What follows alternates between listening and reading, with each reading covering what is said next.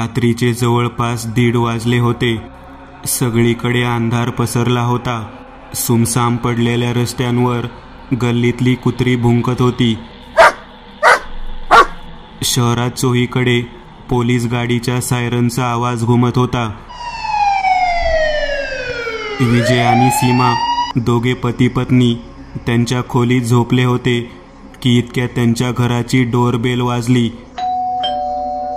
कोणीतरी सारखा डोरबेल वाजवू लागला. कोण आले एवढ्या रात्री? सीमा झोपेतच बोलली. राकेश आला असेल. 10 मिनिटांपूर्वी त्याचा मला फोन आला होता. त्याच्या फ्लॅटची चावी माझ्याकडे आहे. तो घ्यायला आला आहे, विजय म्हणाला. आणि तो डोळे चोळत बेडवरून उठला. त्याने ड्रॉवरमधली चावी घेतली आणि दरवाजा उघडण्यासाठी गेला. सीमा मात्र बेडवरच पडून राहिली. डोरबेल अजूनही वाजतच होती. पण इतक्या सीमाला विजयची किंकाळी ऐकू आली. विजयची किंकाळी ऐकून सीमा दचकून उठली. काय झालं विजय? तिने मोठ्याने विचारले. पण विजयचे काहीच उत्तर आले नाही. तिला कळून चुकले की काहीतरी गडबड आहे. विजय सोबत नक्कीच काहीतरी झाले आहे. म्हणून ती ताबडतोब उठली आणि तिने दरवाजाकडे धाव घेतली. आणि जशी ती दरवाजाजवळ पोहोचली तिच्या हृदयाचा ठोका चुकला. कारण घराचा दरवाजा उघडा होता आणि फरशीवर रक्ताचे निशाण होते. रक्तावरून डेड बॉडी फरफटत न्यावी असे ते निशाण होते. ते निशाण घरातून बाहेर जात होते. तिच्या हृदयाची धडधड वाढली. तिने त्या रक्ताच्या निशाणांचा पाठलाग केला. ते निशाण तिला अंगणात घेऊन गेले आणि जेव्हा तिने दूर पाहिले तिच्या पायाखालची जमीन सरकली. कारण तिने पाहिले की दूर अंगणात राकेशची कार उभी आहे आणि एक काळे जॅकेट आणि चेहऱ्यावर मांजराचा मास्क घातलेला माणूस विजयच्या पायांना ओढत कारपर्यंत ओढत घेऊन गेला आहे. राकेशची कार सीमाने ओळखली होती. त्यामुळे तिने ओळखले की तो राकेशच आहे. तरीही खात्री पटवून घेण्यासाठी तिने त्या माणसाकडे बघून घाबरून आवाज दिला, राकेश. तसे काही वेळ थांबून त्या माणसाने होकारार्थी मान हलवली. तसे सीमाने सुटकेचा निश्वास सोडला. तिच्या चेहऱ्यावरची भीती नाहीशी झाली. ती झपाझप पावले टाकत कारजवळ पोहोचली. विजयचा मृतदेह तेथे पडला होता. त्याने प्राण सोडले होते. तिने विजयच्या मृतदेहाकडे बघितले. मेला का? तिने राकेशला विचारले. तसे त्याने पुन्हा एकदा होकारार्थी मान हलवली. पण जानू, याला तर आपण उद्या रात्री मारणार होतो ना? ती त्या माणसाच्या गळ्यात पडून बोलली. पण इतक्यात तिची नजर कारमधील ड्रायव्हर सीटवर गेली आणि तिची दातखिळीच बसली. कारण त्या कारमध्ये ड्रायव्हर सीटवर रक्ताच्या थारोळ्यात राकेशचा मृतदेह पडला होता. त्याचे डोळे उघडे होते आणि गळा चिरलेला होता. तिचा थरकाप उडाला आणि तिने त्या माणसापासून पटकन दूर झाली. ती त्याच्याकडे डोळे ठेवून बघू लागली. भीतीने तिच्या डोळ्यात पाणी आले होते आणि घसा कोरडा पडला होता. कोण आहेस तू? तिने त्या माणसाला विचारले. तसे त्या माणसाने तिला धारधार चाकूने भोसकले आणि चाकूचा पिळा घातला. तशी सीमाने तिचे तोंड उघडले, पण तिच्या तोंडातून आवाज निघाला नाही. ती पोटाला धरून जमिनीवर बसता बसता कोसळली. खुनी सीमाजवळ खाली बसला. त्याची नजर सीमेवर पडली. सीमा त्याच्या मास्ककडे बघत होती. विचार करत होती की त्या मास्क मागे कोणाचा चेहरा आहे. खुनीने तिच्या पोटातला चाकू उपसून काढला. त्याने तिचे केस घट्ट पकडले आणि चाकूची धार तिच्या गळ्यावर घासायला सुरू केले. सीमा पहिलीच घायाळ होती, त्यामुळे विरोध करू शकली नाही. ती फक्त सौम्यपणे तिचे हातपाय हलवत होती. तिचे डोळे सताड उघडले होते, तोंड उघडे होते. ती ओरडायचा प्रयत्न करत होती, पण घशातून आवाज बाहेर पडत नव्हता. तिच्या गळ्यातून रक्ताच्या पिचकाऱ्या निघायला सुरू झाल्या. तो खुनी कसाई बकऱ्याचा गळा जसा चिरतो अगदी तसाच सीमाचा गळा चिरत होता. तो ताकद लावून तिचा गळा चिरत होता आणि अखेरकार त्याने तिचे मुंडके तिच्या धडापासून तोडले. त्याने तिच्या मुंडक्यांच्या केसांना घट्ट पकडून मुंडके उचलून धरले आणि पाठीवरची बॅग खाली उतरवून त्यात तिचे मुंडके फेकले आणि नंतर इकडे तिकडे बघून कोण बघत आहे का याची खात्री केली आणि नंतर तेथून पळ काढला. दुसऱ्या दिवशी त्या घराबाहेर लोकांची गर्दी जमली होती. पोलिसांच्या 2-3 गाड्या रस्त्यावर उभ्या होत्या. पोलीस घटनास्थळी पोहोचले होते. काही रिपोर्टर रस्त्यावर उभे राहून बातमी घेत होते. गर्दीतल्या माणसांमध्ये खुनाची चर्चा चालू होती. इतक्यात तिथे इन्स्पेक्टर शिंदे काही कॉन्स्टेबल सोबत पोहोचले. तसे पत्रकारांनी त्यांना गराडा घातला. सर, मागील 23 दिवसांमधली ही या शहरातली हत्येची 7वी घटना आहे. या हत्यांबद्दल तुम्ही काय माहिती द्याल? एका पत्रकाराने त्यांना विचारले. हे बघा, काल रात्री या घरात 3 लोकांचा खून झालेला आहे. यात 2 पुरुष तर एका स्त्रीची हत्या झालेली आहे. मागील 6 घटनांप्रमाणे या घटनेतही फक्त स्त्रीचे मुंडके गायब आहे. खुन्याने अतिशय निर्दयीपणे स्त्रीचा गळा चिरून तिचे मुंडके सोबत नेले आहे. इन्स्पेक्टर शिंदे म्हणाले. सर, या हत्यांमागे कोण आहे? तुम्हाला खुन्याचा काही सुगावा लागला आहे का? दुसऱ्या पत्रकाराने विचारले. हे बघा, या सर्व घटनांमध्ये फक्त स्त्रियांचे मुंडके कापले गेले आहे आणि खुनी त्यांचे मुंडके घेऊन गेला आहे. या सर्व घटनात 6 पुरुष मारले गेले आहेत, पण पुरुषांना निर्दयीपणे मारले गेलेले नाही. असे दिसत आहे की खुन्याचे टार्गेट फक्त स्त्रिया होत्या. काही मारले गेलेले पुरुष स्त्रियांचा बचाव करताना मारले गेले आहेत, तर काही स्त्रियांना वाचवायचा प्रयत्न करू नये म्हणून मारले गेले आहेत. यावरून असे दिसते की खुनी फक्त स्त्रियांना मारू इच्छितो, तर तो पुरुषच असला पाहिजे. खुनी ज्या निर्दयीपणे स्त्रिया जिवंत असताना त्यांचे मुंडके कापतो, यावरून असे दिसते की खुन्याच्या मनात स्त्रियांबद्दल खूप राग आणि चीड आहे. यावरून खुनी मानसिकदृष्ट्या बरा नाहीये. तो वेडा असू शकतो किंवा एक असा पुरुष असू शकतो ज्याच्या पत्नीने त्याला धोका दिला आहे, किंवा असा प्रेमी ज्याच्या प्रेमिकाने त्याला धोका दिला आहे. इन्स्पेक्टर शिंदे म्हणाले. पण सर, तो खुनी शहरात पोलिसांचा एवढा पहारा असतानाही खून करतोय. त्यावरून तुम्हाला असं नाहीये का वाटत की अपराध्यांना आता पोलिसांचा धाक नाहीये? एक पत्रकार म्हणाला. हे बघा, मी या गोष्टीवरूनच म्हणत आहे की खुनी खूप जास्त खतरनाक आहे. त्याला कोणत्याही गोष्टीची भीती नाहीये. त्यामुळे शहरातील प्रत्येक नागरिकाने खबरदारी घेतली पाहिजे. रात्री विनाकारण घराबाहेर पडणे बंद केले पाहिजे. रात्री 9 नंतर घराचे खिडकी दरवाजे बंद करून घेतले पाहिजेत. बंद आहे की नाहीत हे तपासले पाहिजेत. माझे सर्व नागरिकांना आवाहन आहे की जर कोणाला घराभोवती अनोळखी संशयास्पद माणूस फिरताना दिसला तर पटकन पोलिसांना फोन करून माहिती द्या. असे म्हणत इन्स्पेक्टर शिंदे तिथून निघणारच होते की तोच दुसरा पत्रकाराने शिंदेंना प्रश्न विचारला.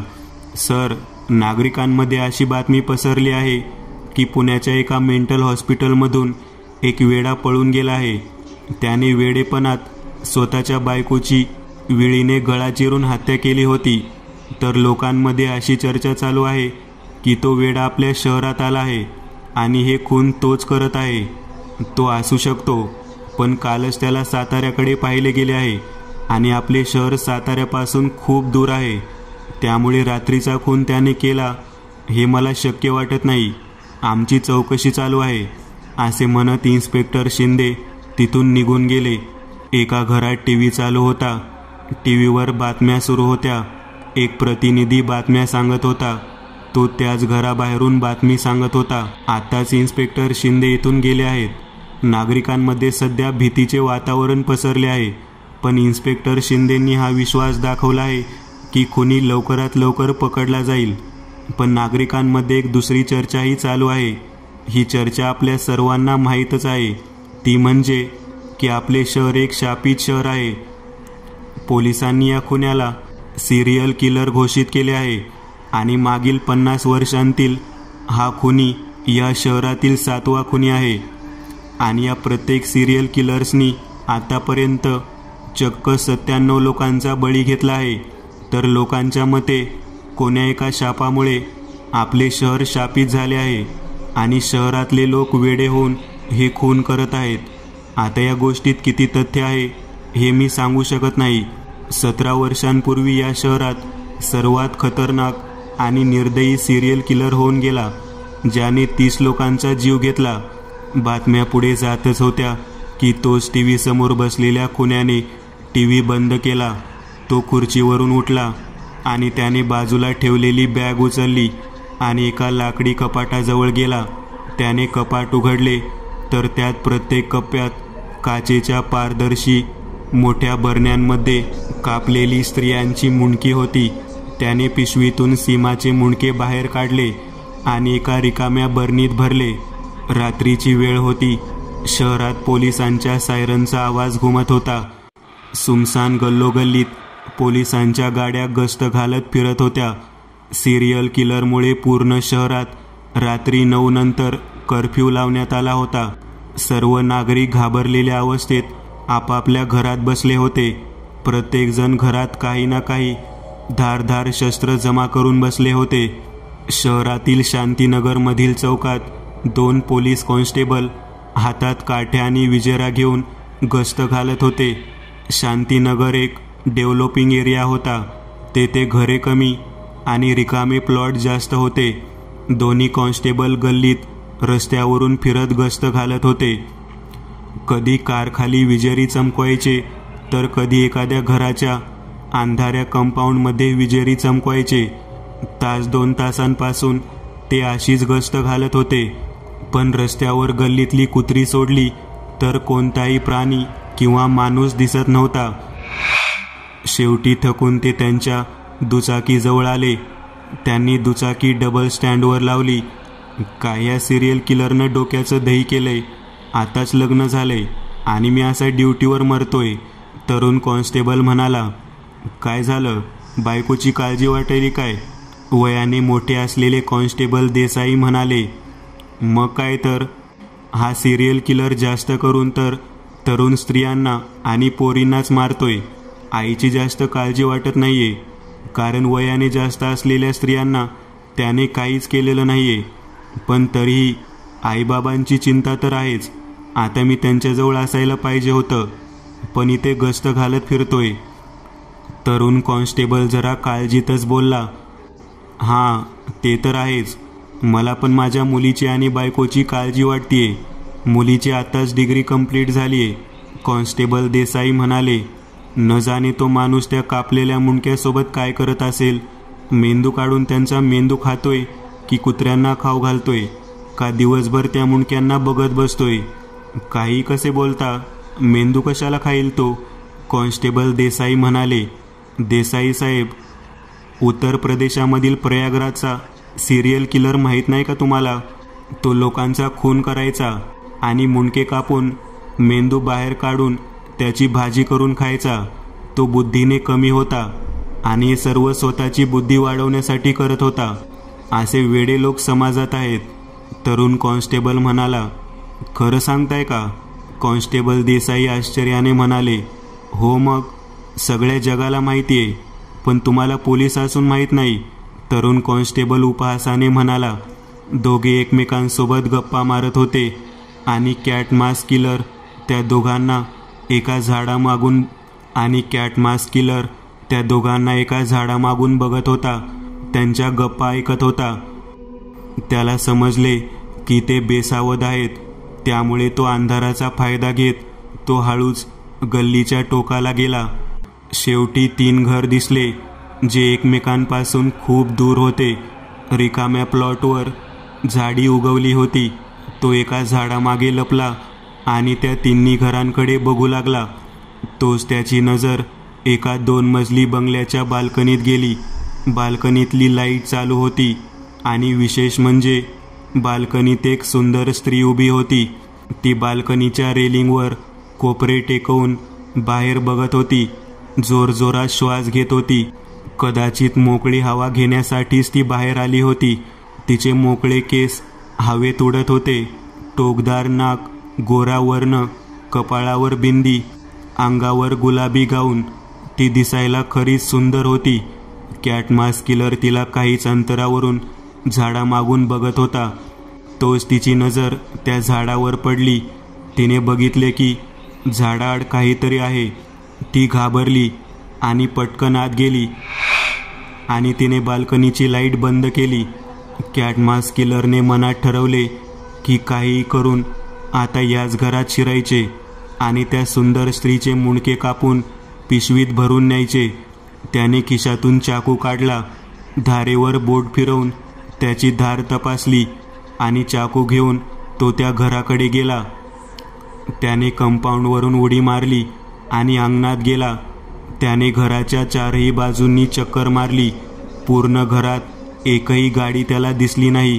यावरून त्याने अंदाज लावला की घरात कोणताही पुरुष नाहीये आणि असलाच तर त्या स्त्रीचा सासरा म्हणजे एखादा म्हातारा असेल. त्याने सर्व खिडक्या तपासल्या. एक खिडकी उघडी दिसली, पण त्याची ग्रिल्स खोलायला वेळ लागणार होता. तो सहज मागच्या दरवाजाकडे गेला. त्याने हळूच दरवाजा आत ढकलला, पण दरवाजा उघडला नाही. त्याने 2 वेळेस थोडा जास्त जोर लावला. तसा तो दरवाजा उघडला. आतली लाईट बंद होती. कदाचित दरवाजा उघडाच होता, म्हणजे ती स्त्री घराचा मागचा दरवाजा बंद करायचा विसरली होती. त्याने हळूच दरवाजा बंद केला आणि आत गेला. सावध पावले टाकत, पावलांचा आवाज न येऊ देता तो लिव्हिंग रूममध्ये आला. त्याने इकडे तिकडे बघितले. हलकासा प्रकाश तेथे पसरला होता, जो दुसऱ्या मजल्यावरून येत होता. तो जिन्याकडे गेला आणि जिना चढू लागला. तो त्या खोलीकडे गेला ज्यातून प्रकाश येत होता. खोलीचा दरवाजा उघडा असल्याने प्रकाश बाहेर येत होता. तो दरवाजात आला आणि त्याने खोलीत वाकून बघितले तर त्याला ती स्त्री ड्रेसिंग टेबल समोर खुर्चीवर बसलेली दिसली. ती आरशात बघून तिचे लांब केस विंचरत होती आणि कोणते तरी गाणे गुणगुणत होती. खुन्याला त्याची शिकार समोर दिसली होती. तो तिच्यावर नजर टिकवून होता. त्याने डोळे बंद करून 2-4 दीर्घ श्वास घेतले. हातातला चाकू घट्ट पकडला. त्याने त्याचा डावा पाय मागे घेतला आणि कमरेतून थोडा खाली झुकला, पण तोच त्या स्त्रीला त्याची भनक लागली. तिने दरवाजाकडे बघितले तर तिला कॅटमास किलर दिसला. तिने त्याला बघताच खुनी शरीरातली आहे तेवढी ताकद एकवटून तिच्या दिशेने धावला. ती स्त्री उठून उभी राहिली. खुनी तिच्या जवळ आला. ती मोठ्याने ओरडणार होती की तोच त्याने तो धारधार चाकू तिच्या पोटात खुपसला. तिने तोंडातून किंकाळी काढली, पण तोंडातून हलकासा आवाज निघण्यापूर्वीच त्याने डाव्या हाताने तिचे तोंड बंद केले. त्याने पोटात घुसलेला चाकू उजवीकडे फिरवला. तसे त्या स्त्रीने तिचे डोळे आणखीन जास्त विस्फारले. तिने हळूहळू शरीर ढिल्ले सोडायला सुरुवात केली आणि ती फरशीवर कोसळली. ती त्रासाने तडफडत होती. कॅटमास किलरकडे बघत होती. चेहऱ्यावर तिला होणारा त्रास पूर्ण उमटला. किलर तिच्या जवळ बसला आणि त्याने मुंडके कापण्यासाठी तिच्या गळ्यावर त्याने चाकू लावला. पण इतक्यात त्या स्त्रीने त्याचे मांस खाली ओढले आणि त्याचा चेहरा बघून तिला आश्चर्याचा धक्का बसला, कारण तो खुनी एक 25-26 वर्षांची तरुण मुलगी होती. गोरा वर्ण, बघताच कोणताही पुरुष प्रेमात पडेल अशी मुलगी. मी मुलगी आहे हे बघून तुला खूप आश्चर्य वाटत असेल ना, आणि तुला प्रश्नही पडला असेल की मी तुला का मारले आणि तुझे मुंडके कापण्यासाठी मी एवढी का उतावळी आहे, आणि तुझे मुंडके कापून मला काय भेटेल, ती मुलगी म्हणाली. आणि तिने तिच्या डोक्यावर घातलेली हुडी काढली आणि तिचे डोके बघून ती स्त्रीला पुन्हा एकदा आश्चर्याचा धक्का बसला, कारण त्या मुलीच्या डोक्यावर एकही केस नव्हता. तिच्या डोक्यावरची चामडी चमकत होती. ती पूर्णपणे टकली होती. डोक्यावरची हुंडी हटवण्यापूर्वी जी सुंदर मुलगी तिला दिसली होती आता ती गायब झाली होती आणि एक कुरूप आणि अर्धवट मुलगी तिच्या समोर होती. काय झालं? आश्चर्य वाटलं ना टकली मुलगी बघून? तुलाही माझी किळस येत असेल ना, जशी सगळ्यांना येते? लहानपणापासून तुझ्यासारख्या लोकांकडून स्वतःबद्दल नाना प्रकारची बोलणी ऐकते. जेव्हापासून जन्माला आले तेव्हापासून डोक्यावर केस नाहीत. घरच्यांना वाटले की वय वाढल्यावर डोक्यावर केस येतील, पण केस काही आले नाहीत. 4-5 वर्षांचे होते तेव्हा घरातले सर्व लाडाने टकली म्हणायचे, पण 14 वर्षांची झाले तेव्हा त्यांचा लाडाचे बोलणे कधी कडवट बोलण्यात बदलले हे कळलेच नाही. सर्व मुले मला ए टकली म्हणून चिडवायचे. मुली माझ्यासोबत खेळत नसायच्या. माझी एकही मैत्रीण नव्हती. कॉलेजमध्ये गेले तेव्हा मुलं काय, मुलीसुद्धा माझ्या जवळ येत नसत. कोणी मला बोलायला तयारच नाहीत. फक्त माझ्या डोक्यावर इतर मुलींसारखे केस नव्हते म्हणून. मी गरीब घरातली मुलगी होते. आई वडील मोलमजुरी करून पोट भरायचे, त्यामुळे हेअरविग घेण्यासारखी परिस्थिती नव्हती. बाहेरच्यांसारखं घरातलेही माझा तिरस्कार करायला लागले. माझ्या आई वडिलांना माझ्या लग्नाची काळजी वाटू लागली, तर माझ्या लहान बहिणीला माझी लाज वाटू लागली. तिला लाज वाटत होती की तिची मोठी बहीण टकली आहे, त्यामुळे ती तिच्या मैत्रिणींपासून ही गोष्ट लपवायची की मी तिची मोठी बहीण आहे. ती मला कॉलेजमध्ये किंवा घराबाहेर माझ्याकडे बघतही नसे. मला खूप वाईट वाटायचे की माझी सख्खी लहान बहीण मला अशी वागणूक देते, फक्त यामुळेच की सर्व मुलींना लांब सुंदर केस असतात आणि मला केसच नव्हते. शेवटी कसे बसे मी आणि माझ्या आईने मिळून हेअरविगसाठी काही पैसे जमवले. त्यात वडिलांनी काही पैसे टाकले आणि एक छान विग विकत घेतली. लांब केसांच्या विगवर मी खूप सुंदर दिसत होते, पण तरीही लोकांनी माझा तिरस्कार करायचे सोडले नाही. ते म्हणायचे की तू डोक्यावर कितीही केस लाव, तू टकली ती टकलीच राहणार. मुली मला विचारायच्या की तू डोक्याला तेल लावतेस का, तू शॅम्पू करतेस का. मुलं तर माझ्या जवळही येत नसत. असो, कॉलेजमध्ये मला क्लासमधल्या एका मुलावर प्रेम झाले. खूप प्रयत्न करून मी त्याच्यासोबत मैत्री केली. 12वी संपताच मी त्याला माझ्या मनातली गोष्ट सांगितली की मी त्याच्यावर प्रेम करते, पण तो माझ्यावर हसला. त्याने माझ्या प्रेमाची चेष्टा उडवली. तो म्हणाला की तुला कसे वाटले की मी तुझ्यासारख्या टकल्या मुलीवर प्रेम करेल. माझे मन खूप दुखावले गेले. काय चूक होती माझी? मी जन्मल्यापासून डोक्यावर केस घेऊन जन्मले नव्हते, ही माझी चूक होती का? का माझे आईवडील, माझी लहान बहीण माझ्यावर प्रेम करत नव्हते? का मी सुंदर असूनही कुरूप होते? मुलं का माझ्याकडे एक मुलगी म्हणून बघत नव्हते? का माझे प्रेम मला भेटले नव्हते? फक्त लांब केसांमुळेच ना. हळूहळू माझ्या मनात लांब केसांबद्दल आणि लांब केस असलेल्या तरुण मुली आणि स्त्रियांबद्दल द्वेष वाढला. माझ्या मनात त्यांच्याबद्दल चीड निर्माण झाली.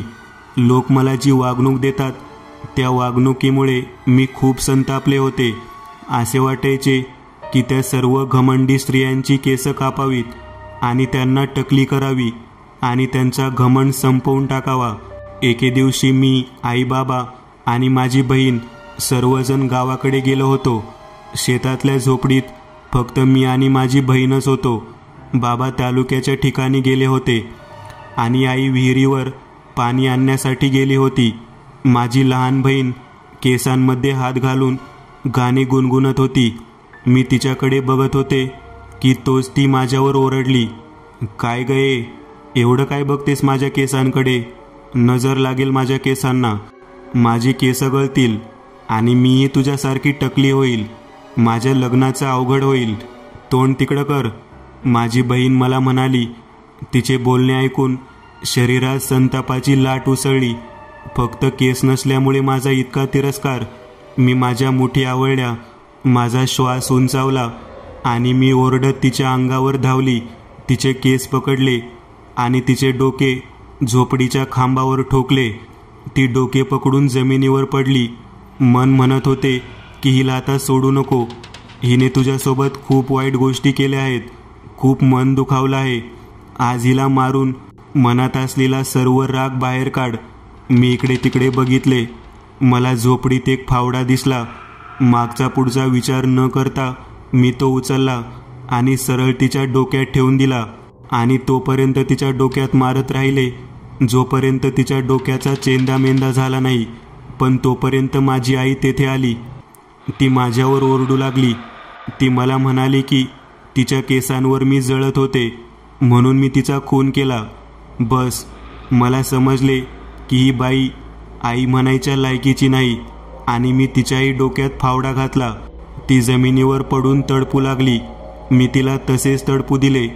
ती माझ्या डोळ्यांदेखत तडपून तडपून मेली. तेव्हा माझ्या मनाला शांती मिळाली.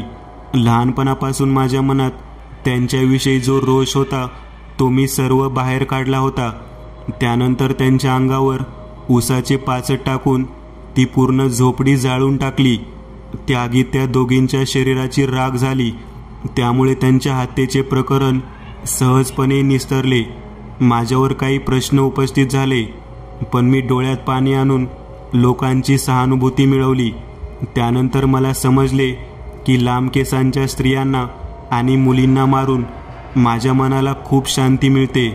आणि बस तेव्हापासून ही खुनांची मालिका सुरू झाली. मी मुलींची आणि स्त्रियांची केसही कापली असती पण ती पुन्हा एकदा वाढली असती. त्या पुन्हा एकदा लांब केस घेऊन घमंडीपणाने फिरल्या असत्या आणि हे मला मान्य नव्हते. माझ्या मनात लांब केस असलेल्या स्त्रियांविषयी क्रोध संताप वाढत गेला आणि मग मी त्यांची मुंडकी कापायला सुरू केली. त्या लांब केस असलेल्या मुली आणि स्त्रिया माझ्याकडे बघून हसायच्या, माझी चेष्टा उडवायच्या. आता मी त्यांची मुंडकी कापून बरणीत ठेवते आणि त्यांच्या मुंडक्यांकडे बघून हसते की फक्त लांब केस असल्यामुळे तुमची अवस्था झाली. ती खुनी मुलगी त्या जमिनीवर पडलेल्या स्त्रीला म्हणाली.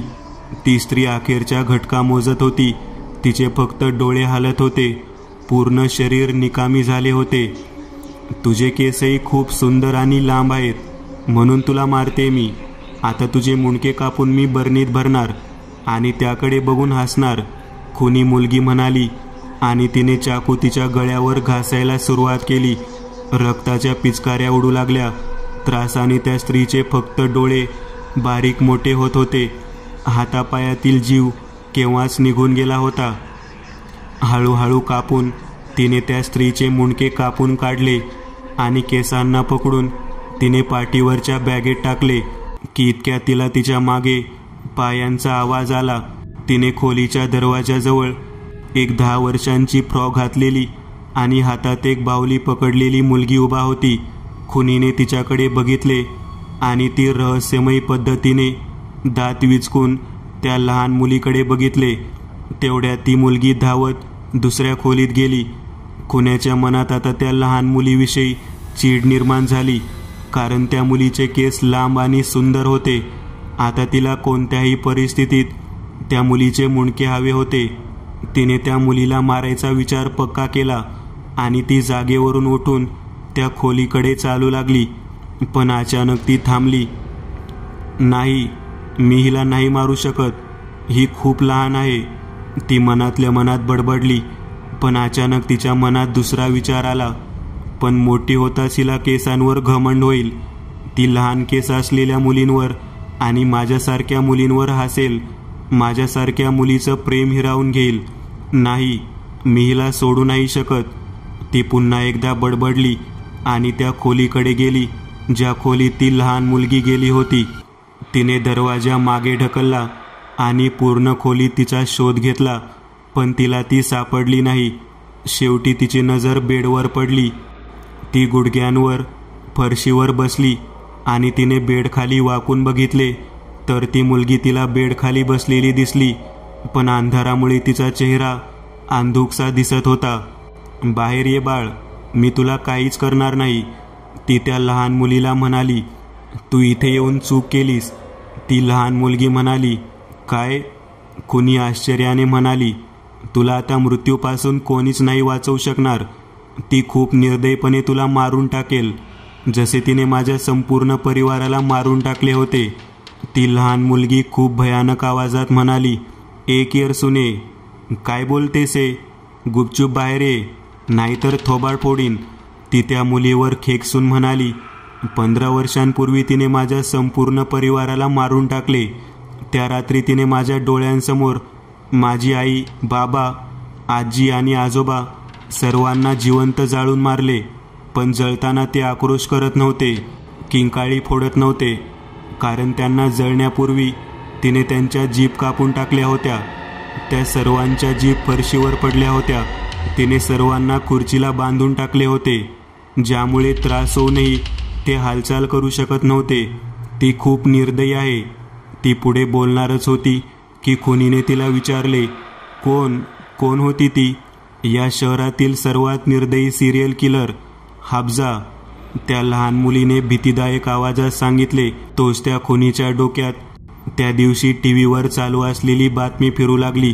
रिपोर्टर सांगत होता की 17 वर्षांपूर्वी या शहरात सर्वात खतरनाक आणि निर्दयी सिरियल किलर होऊन गेली, जिने 30 लोकांचा जीव घेतला. बातम्या पुढे जातच होत्या की तोच टीव्ही समोर बसलेल्या तिने टीव्ही बंद केला होता. ती बातमी आठवताच ती काहीशी घाबरली. त्या दिवशी तिने याच घरात स्वतःची जीभ कापली, स्वतःच्या अंगावर रॉकेल ओतून घेतले आणि स्वतःला जाळून घेऊन आत्महत्या केली. तेव्हापासून तिची आत्मा याच घरात फिरते आणि इथे येणाऱ्या लोकांची शिकार करते. ती लहान मुलगी म्हणाली. ही गोष्ट ऐकून तिच्या अंगावर काटा आला. 17 वर्षापूर्वी लहान मुलगी लहानच होती. मग आजही ती लहानच कशी आहे? ती मनातल्या मनात बोलली. कारण माझा मृत्यूही त्याच दिवशी त्याच रात्री झाला होता. हे ऐकून खुनी पुन्हा एकदा घाबरली, कारण त्या लहान मुलीने तिच्या मनातले वाचले होते आणि तिला कळून चुकले होते की ती मुलगी नसून एक आत्मा आहे. याचा अर्थ ही मुलगी 17 वर्षांपूर्वी मेली आहे आणि त्या हाफजाची आत्मा आज पण या घरात फिरते आहे. खुनी मनातल्या मनात म्हणाली. या घरात कोण कोण राहतं? खुनीने त्या लहान मुलीला विचारले. या घरात फक्त आत्मा राहतात, ती मुलगी दात विचकटत म्हणाली. तिच्या तोंडातून रक्त वाहत होते, ओठांवरून रक्त ओघळत होते, डोळ्यांखाली काळी वर्तुळे आली होती. तिचा आवाजही बदलला होता. मग ती बाई कोण होती जिचा मी काही वेळापूर्वी खून केला? काही ती बाईच तर हाफजा नव्हती ना? ती मनातल्या मनात म्हणाली. बाळा सांग, ती बाहेर फरशीवर पडलेली बाई हाफजा आहे का? तिने त्या लहान मुलीच्या आत्म्याला विचारले. तशी ती त्या बेड खालून रांगत बाहेर निघाली आणि तिने कपाटावर उडी मारली आणि तेथे बसून ती कुणीकडे बघून मोठमोठ्याने हसू लागली. तू मरणार आहेस, तू मरणार आहेस, ती मोठमोठ्याने भयानक आवाजात हसत म्हणू लागली. खुनी खूप घाबरली. तिने पाठीवरची बॅग उतरवली आणि चैन उघडून आत बघितले तर आत काहीच नव्हते. त्या बाईचे मुंडके गायब झाले होते. याचा अर्थ असा आहे की ती बाई हाफजा होती. ती घाबरून मनातल्या मनात म्हणाली. तिच्या अंगावर काटा आला होता. त्या लहान मुलीची आत्मा हसत खिदळत कधी पंख्यावर बसायची तर कधी छताला उलटी लटकून चालत मोठमोठ्याने हसायची. त्या घरात 4 ते 5 आत्म्याचा हसण्याचा आवाज घुमू लागला होता. त्या हसण्याच्या आवाजांनी तिचे कान किर्र झाले होते की तोच तिला असे वाटले की तिच्या मागून कोणीतरी गेले. तिने घाबरून मागे वळून बघितले. कोणीतरी कपाटात शिरले होते, कारण कपाट उघडले गेले होते आणि दरवाजा अजूनही हलत होता. तिचे संपूर्ण शरीर घामाने डबडबले. तोच भिंतीला वटवागळासारखे लटकलेली ती मुलगी म्हणाली. ती आलीये, ती आलीये, असे म्हणत ती मोठमोठ्याने खिदळू लागली. खुनी घाबरली आणि ती धावत खोलीच्या बाहेर आली. बाहेर येताच तिला एका जळक्या खुर्चीवर एक आगीत भाजलेला म्हातारा बसला होता. ए पोरे, पळून पळून कुठं जाणार आहेस? ती तुला घराच्या बाहेर पण पडू देणार नाही. पळू नको, गुपचूप पेटवून घे आणि मर, तो जळालेला म्हातारा तिला म्हणाला. त्याचे बोलणे ऐकून तिच्या अंगावर सरकन काटा आला आणि ती तेथून पळाली. ती दुसऱ्या खोलीत आली, जेथे तिने त्या स्त्रीचा खून केला होता.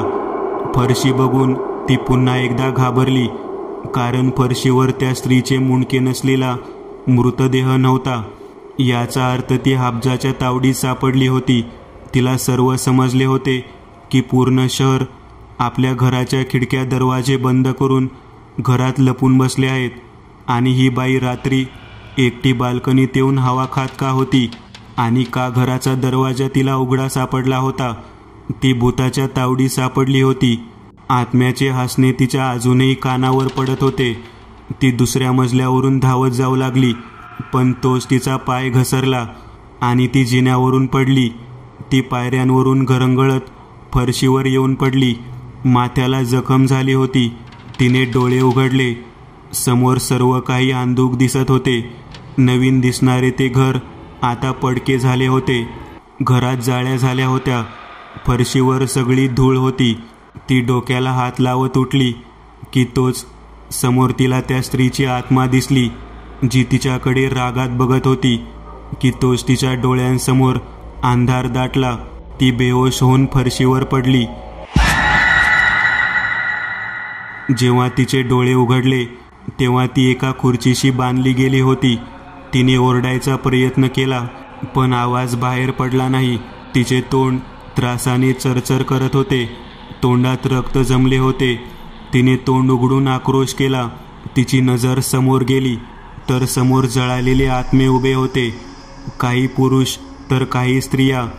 तिच्या समोर ती स्त्रीही उभी होती जिचा खून हिने केला होता. तिची जीभ तिला समोर फरशीवर पडलेली दिसली. खुर्चीवर बसलेल्या म्हाताऱ्याने वाकून ती जीभ उचलली आणि तोंडात टाकून चघळली. खुनीला ते बघून किळस आली. तिची जीभ तो म्हातारा चावत होता. तोच सर्व आत्मे मोठमोठ्याने ओरडू लागले, आमच्या परिवारात ये, आमच्या परिवारात ये.